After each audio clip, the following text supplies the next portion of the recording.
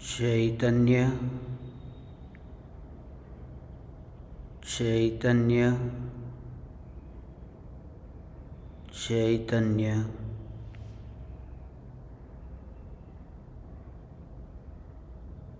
चैतन्य स्वभावी भगवान आत्मा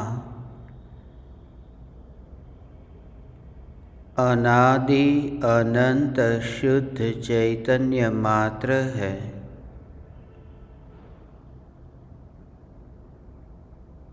ज्ञान मात्र है।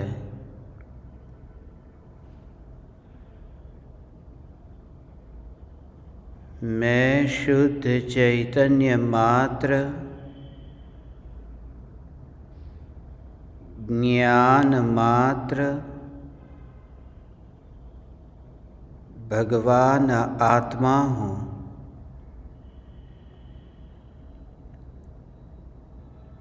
त्रिकाल शुद्ध चैतन्य परमात्मा हूँ।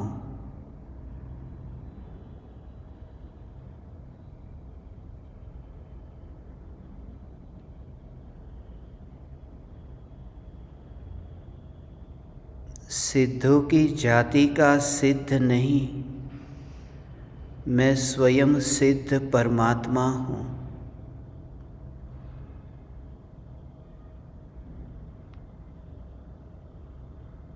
त्रिकाल अशरीरी हूँ। त्रिकाल ज्ञान शरीरी हूँ।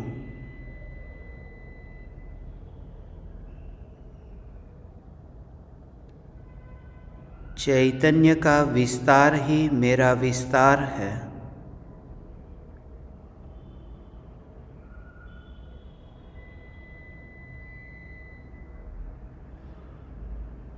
असंख्य प्रदेशों पर व्याप्त होने पर भी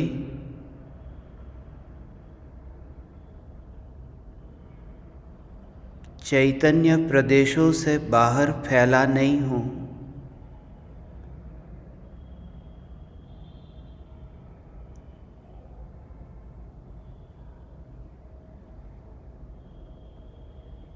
मैं ऐसा परिपूर्ण चैतन्य परमात्मा हूँ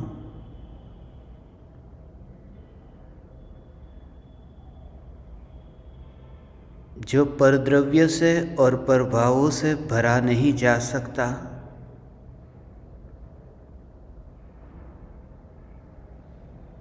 क्योंकि सर्वांग चैतन्य से भरपूर हूँ।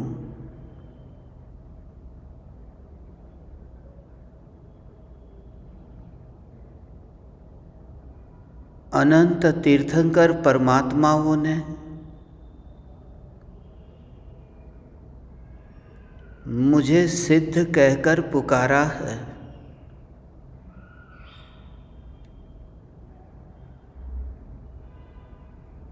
मुझे इतना बड़ा सम्मान मिला। अनंत सिद्धों ने मुझे सिद्ध स्वरूप जाना है।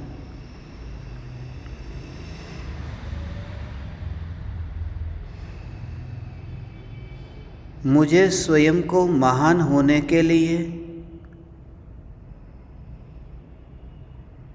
कुछ पाना नहीं है, कुछ खोना नहीं है। मोक्ष को पाने से या संसार को खोने से मैं महान नहीं हूँ। न्यायक स्वरूप जो स्वभाव है, ये स्वभाव ही मेरी महानता है।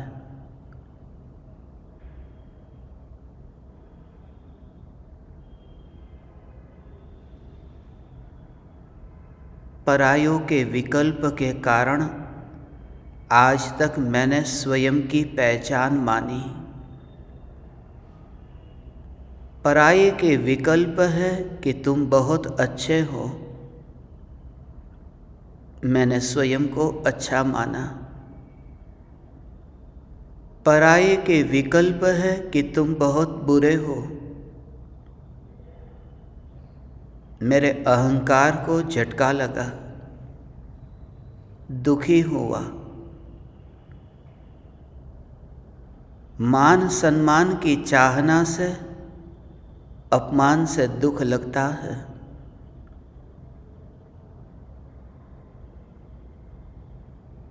स्वयं को इतना परिपूर्ण अनुभव करूं कि पर के भावों से भी कोई उम्मीद न रहे।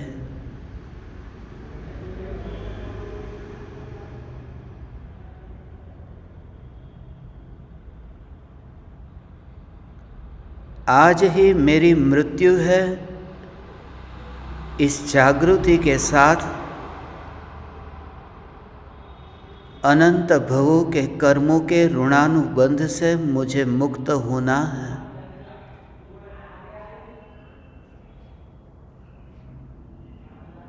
कली काल में परम कृपालु देव का योग प्राप्त हुआ। तीर्थंकर परमात्मा का विरह ही नहीं खटकने दिया। ऐसा महायोग पाकर भी यदि मान से मुक्ति न मिले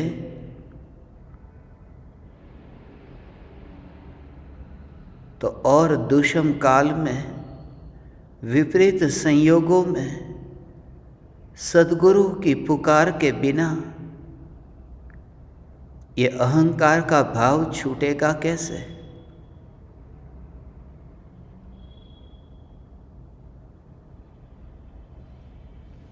सद्गुरु परम वैद्य है। यही कारण है कि सद्गुरु के निकट जाकर, परम कृपालु देव के निकट जाकर शिष्य का अहंकार ऐसे ही पिघलने लगता है जैसे अग्नि के निकट जाकर बर्फ पिघलने लगता है। बर्फ चाहे जितना बचने का प्रयास करे, बच ही नहीं सकता। अग्नि का योग जो पाया है, संयोग जो पाया है। हे परम कृपालु देव, आपका योग पाकर अब मुझे जग से न मान, न सम्मान, न अपमान, किसी भी प्रकार की उम्मीद नहीं है। मैंने स्वयं के गिलास को भरा हुआ देखा, अब पराये से पानी की उम्मीद नहीं है। आपने यह कहकर पुकारा, सर्व जीव छे सिद्ध सम। आपने ये पुकारा कि तू छो मोक्ष स्वरूप।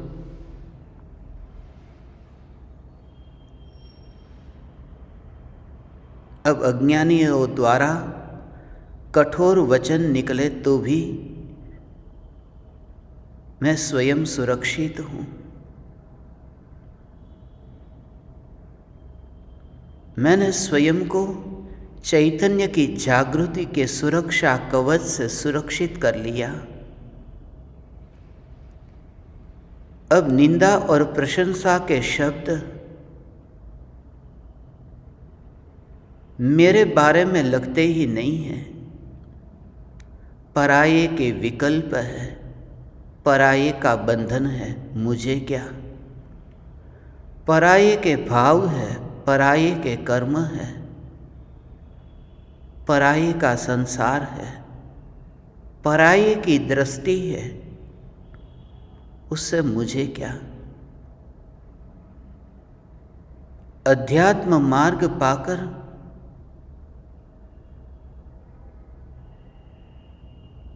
किसी भी प्रकार के संयोग में, मित्र हो, परिवारजन हो, किसी भी प्रकार के संयोग में यह जागृति बनी रहे कि पतली गली से इस मनुष्य भव को पाकर ऐसे निकल जाना है, एक समय के लिए भी दृष्टि का विषय दृष्टि से हटे नहीं। ज्ञान का विषय ज्ञान में जानने में आता ही रहे। ध्यान और ध्यान के ध्येय के भेद का विकल्प पैदा ही न हो।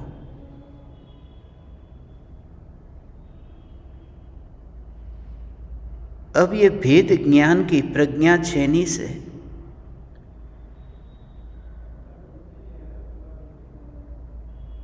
एक अनजान पथ की यात्रा की ओर प्रयाण हो रहा है।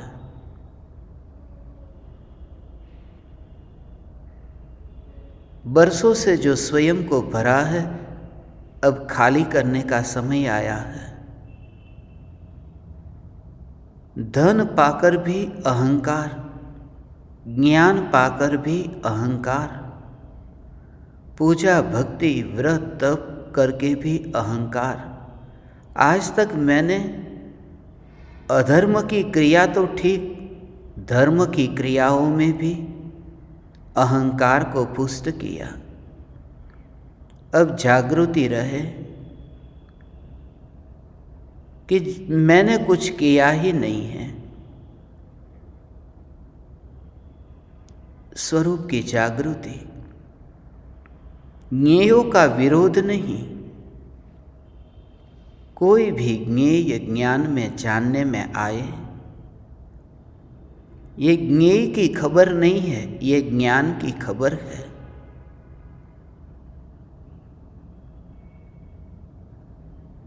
कमरे में दिखाई देने वाली वस्तु की खबर नहीं दे रही, उस कमरे में प्रकाश है, उस प्रकाश की खबर दे रही है।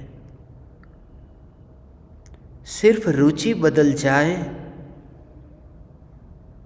तो वस्तु नहीं प्रकाश दिखाई देता है। ज्ञेयासक्ति छूट जाए तो ज्ञेय नहीं ज्ञान प्रकाश अनुभव में आता है। ये त्रिकाल प्रकाशित चैतन्य परमात्मा मैं हूं।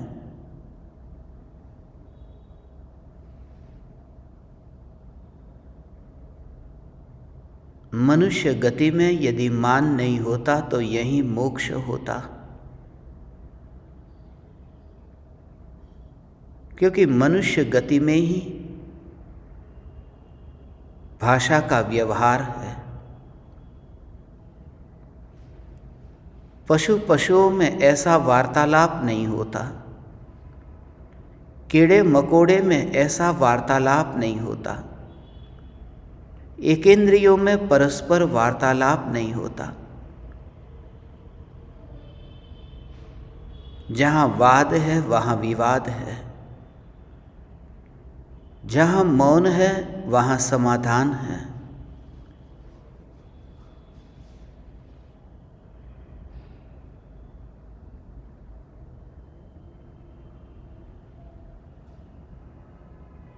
ज्ञान का उघाड़ किसी का अधिक है, किसी का अल्प है। धन पद प्रतिष्ठा किसी के अधिक है, किसी के अल्प है। इसलिए मनुष्य भव में ये भाव जाता ही नहीं, अत्यंत दुर्लभ हो गया। जब भी अहंकार को चोट लगे, तुरंत ही विषय बदल जाए कि मैं कौन, मैं चैतन्य।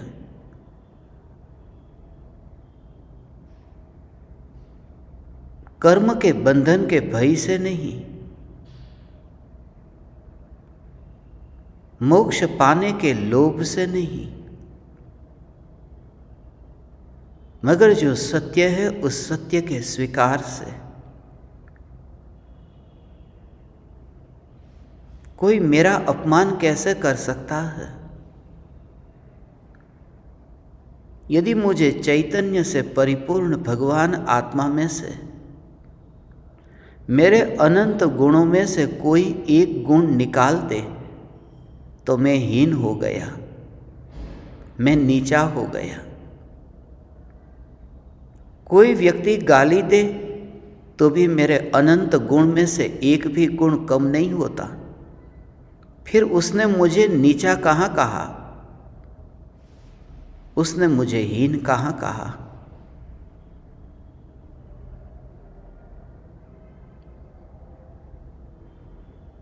मगर ये तभी हो सकता है जब स्वरूप की और प्रधानता हो।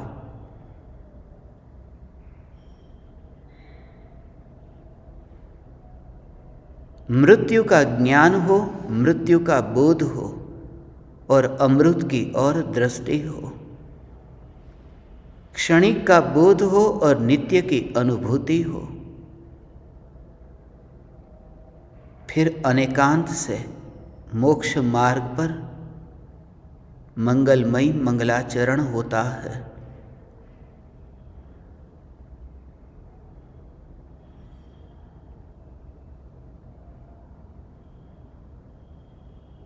पर की वाणी सुनने के लिए समय नहीं है, क्योंकि ज्ञान की अनुभूति से छूटूं तो पर के वचनों को प्रधानता दूं।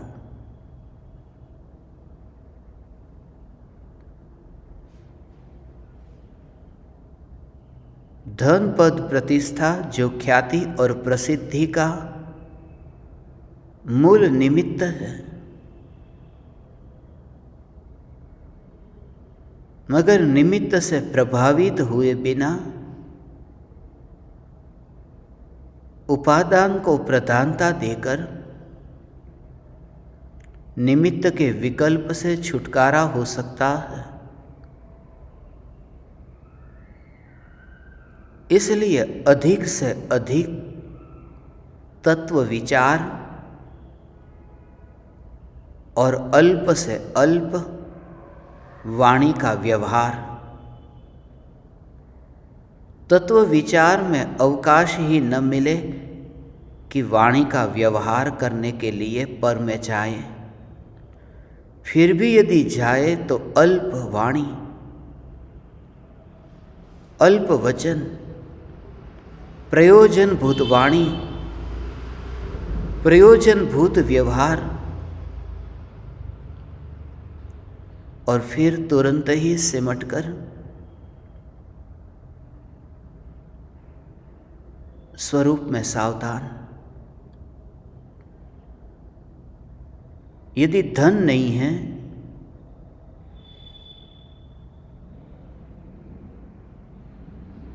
तो महंगी महंगी चीज वस्तु खरीदने के लिए मैं नहीं चाहता।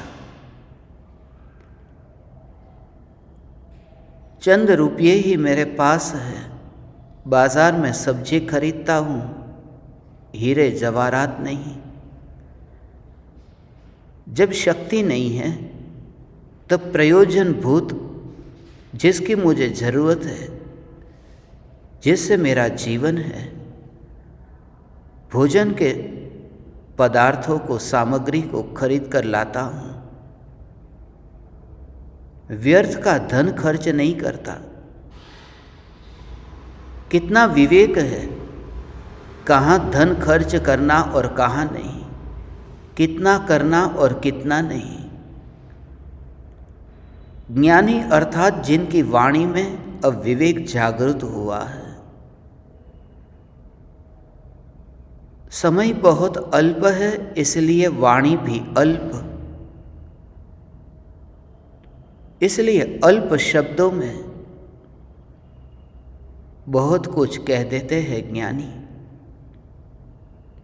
यही कारण है मात्र 90 मिनट में जिनागम का सार लिख देते हैं ज्ञानी। द्वादशांग जिनवाणी को आत्मसिद्धि में भर देते हैं ज्ञानी। इसलिए लेखक नहीं है, कवि है। पूरे सागर को बूंद में समा लेते हैं ज्ञानी। इसलिए क्योंकि वाणी से अब वे मुक्त हुए, अब सिमट गए। इसलिए जब वितरागी परमात्मा के वचनों को बोलने में भी वाणी में सीमा आ गई, तो व्यर्थ के राग द्वेष के विकल्पों में फैलने का समय कहाँ है। इसी जागृति के बल पर